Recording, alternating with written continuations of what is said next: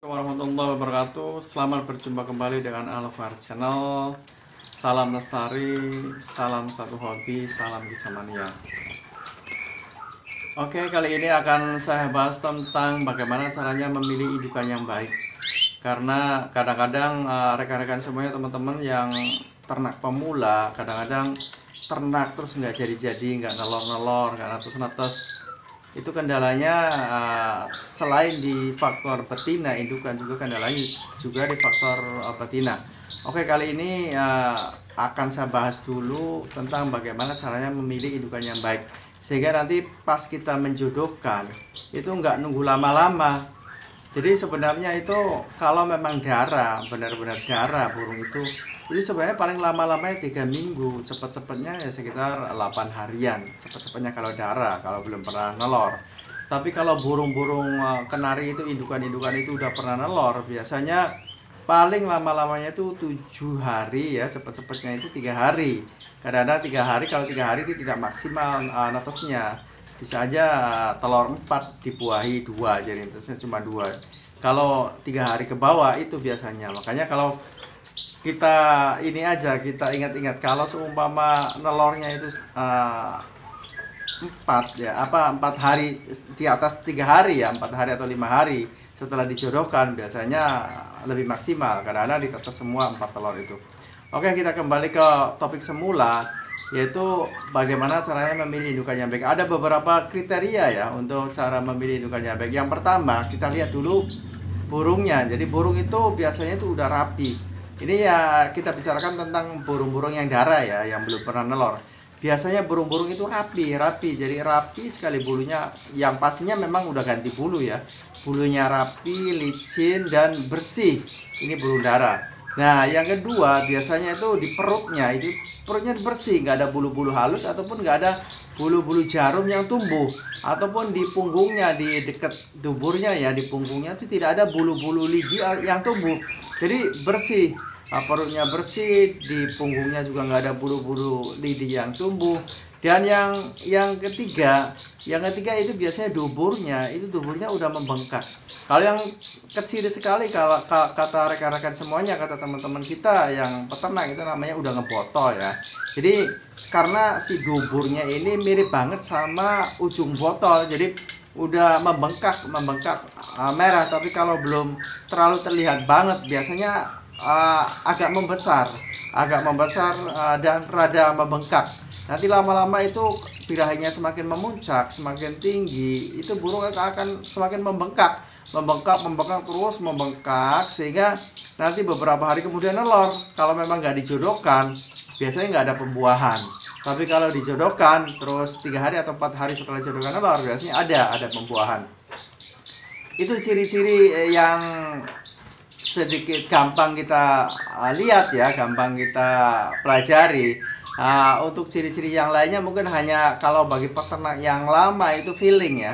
Kalau feelingnya burung ini udah pas udah dijodohkan ya bagus. Dan jadi biasanya kalau peternak-peternak yang lama itu instingnya kuat, karena dia sudah terbiasa bergelut dengan burung ya, dengan burung-burung kenari. Dan mereka-mereka yang beternak udah lama itu tahu, bisa memperkirakan si burung ini usianya berapa, udah tahu. Dan untuk burung-burung yang udah pernah nelor, biasanya tidak tergantung sama bulu ya. Walaupun bulunya acak-acakan, nggak rapi, kadang botak juga, asal selagi burung ini nggak ambrol ya, nggak ganti bulu, itu nggak masalah, akan tetap bisa dijodohkan dan tidak sakit tentunya. Kalau burung sakit kan biasanya perutnya itu mengkerut ya, atau nyilet ya, dadanya itu kurus banget. Nah, yang penting kalau seumpama burung-burung yang sudah pernah nelor itu jangan posisinya lagi ambrol ya.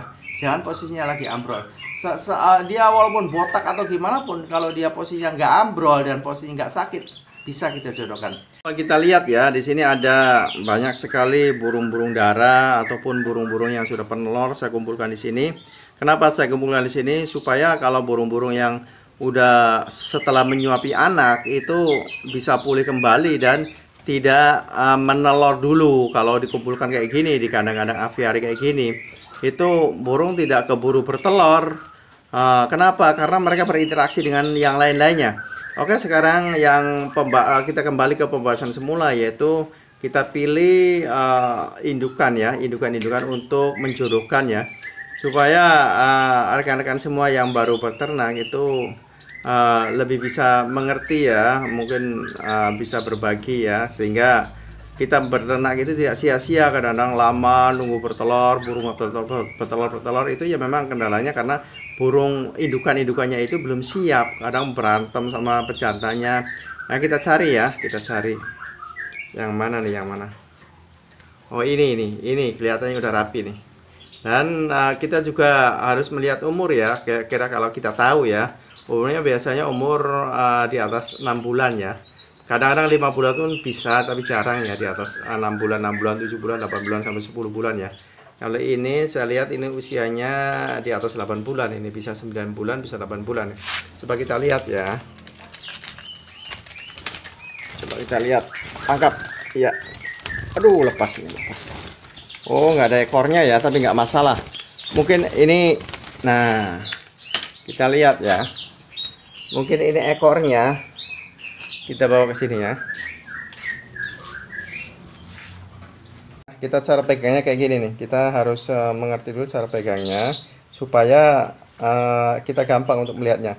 Jadi dimasukkan ke di antara jari telunjuk sama jari tengah ini ada sela ya, kita masukkan. Nah, kita jepit tapi jangan kencang-kencang ya.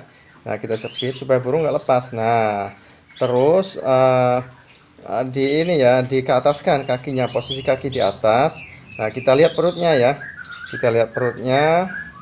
Biasanya kalau itu dikepus ya, ditiup ya. Tapi ini coba dikorek-korek kayak gini aja tuh ya. Kita lihat ya. Tuh. Posisi tuh ya, kita lihat ya. Itu udah bengkak. Nah, ini nih.